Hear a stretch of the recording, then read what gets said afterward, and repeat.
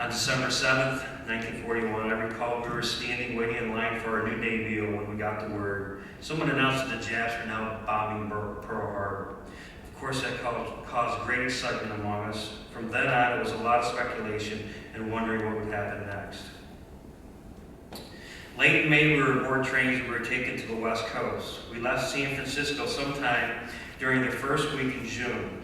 We landed in New Zealand late in June or early July. We were aboard the ship for about 30 days. When we arrived in New Zealand, we disembarked, and I remember it was during the rainy season. I believe it started to rain every day, and we were there and continued until we left. And what we did was we unloaded our ship and reloaded it onto another ship to be transferred somewhere north of New Zealand. What island we didn't know, but before we left New Zealand, evidently the Joint Chiefs of Staff in Washington had gotten word that the Japanese were building up an island called Guadalcanal. Things were confused, and when I say that, it was not the homegrown garden variety of confusion, but this was confusion to the extreme. We got to Guadalcanal, then we found out we had loaded our ammunition first, and all of our supplies on top of our ammunition.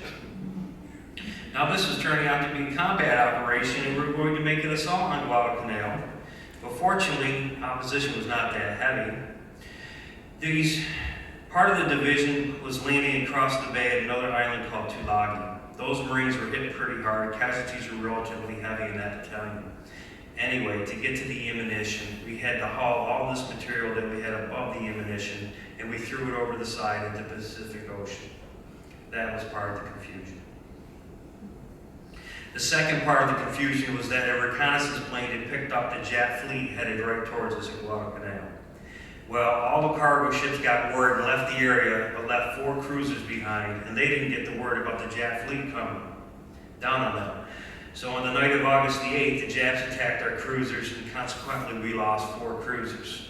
One of the cruisers, the Astoria, burnt. The next morning you looked out into the distance, into the ocean, and you could see the smoke. Eventually it sank.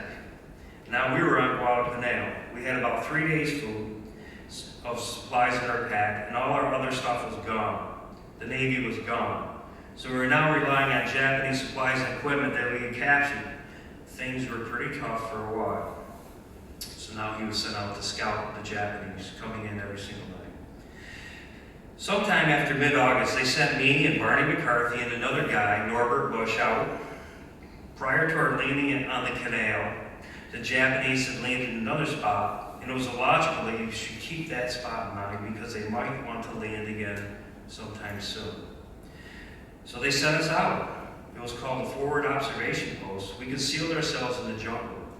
We arrived on the spot late in the afternoon, and no sooner than it got dark, we could see a couple of barges, and they were starting to unload on that spot. I was in charge of the post, so the next morning we kind of kept track of what we could see. And we could see that they were underloaded troops. By the morning, the barges were all gone, so I sent Bush back to report what we had seen, and that left Barney McCarthy and me, and nothing happened during the day. We could look down and we could see the troops, and we could see what they were doing. Gee whiz. No sooner than it had gotten dark again, the barges started showing up with more troops and more supplies.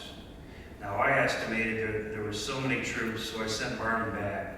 Incidentally, all we had were 3 canteens of water and hardtack to eat.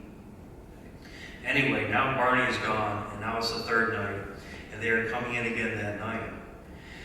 And there are more troops, and I now estimated they have about 1,200 to 1,500. So I'm running out of water and hardtack, and I thought I'd better get in, so I left and went in and reported.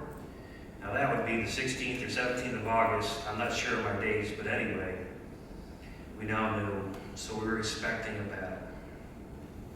And this was the Battle of the Temple. So they prepared for it.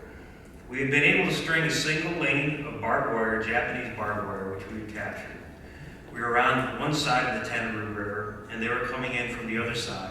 So they had to cross the river to get to us. And for some reason or another, I don't know, the Japanese attacked on a narrow front. Consequently, their casualties and wounded and dead were more or less a bunch. This is at night, by the way. They would throw up a flare and you could see a target. Boy, we laid down a sheet of steel. During the night, I think I fired off 100 rounds or better. The rifle was a Springfield 03. It kicks like a mining mule. It's a very accurate rifle. The next morning I had a jaw on me like I had the mumps, that damn rifle kicking me. Well, the next morning we counted something like 600 dead Japs, and we found out it was the Ichichi Battalion, supposed to be the premier fighting group of the Japanese, that had had considerable success in the Philippines and the Orient, and they were hastily sent on to Guadalcanal. And that was just the first battle. Later on a scouting patrol, he describes losing his best friend. We were out on patrol, and this Jap, he shoots and hits my buddy Barney McCarthy. This bullet hit him in the head and knocked his helmet off. So now I'm looking around for the guy that shot. All of a sudden, he comes running out of the jungle, and he's about from here to the door to me, motions, and he doesn't see me. And he's grinning from ear to ear. Then he spots me. I couldn't get the rifle up to my shoulder to aim, so I squeezed off a shot, and I hit him in the abdominal region. So he jackknifed me and went down. He threw his rifle. I immediately reloaded. Rage is instantaneous. He's looking at me from a crawling position. I didn't shoot him. I went and kicked him in the head. Rage does funny things. After I kicked him, I shot and killed him. By that time, the other guys in the platoon were coming. I took Barney's religious medals off his body and put them into his pocket. It gets so that you accept death. Anyway, I didn't think too much more about it until I got back to San Francisco. And then I remembered, Barney was from San Francisco. Barney's father worked for the Pacific Industrial Supply Company. I'm walking around San Francisco and I see this building with Pacific Industrial Supply on it. So I go in to find his father. I asked the receptionist if they had a Mr. McCarthy. He owned it. I asked if I could see him. I told her to tell him I was Barney's friend and I was with him when he was killed. Mr. McCarthy came running out, and that was the beginning of a real good friendship. Guadalcanal lasted for 6 months. The Japanese losses were 26,000 men by the time the tide was turned. The Americans held up. Moving through the Pacific, obviously our industrial capacity back in the United States of America was much greater than the Japanese. And part of the objective was to actually take the islands up here in the Marianas, these stepping stones, to get us closer to the Japanese home islands. These are important because with our new B-29 bombers, we could make the round trip on bombing missions to the Japanese home islands. So these islands here are very important, and Saipan is where I'm at now in the book. It wasn't going to be easy though. And the 27th Division, which was a New York State National Guard unit that also had other elements from all over the United States of America. But a lot of the guys were actually from this area. They're from Troy, they're from Gahoes, they're from Glens Falls.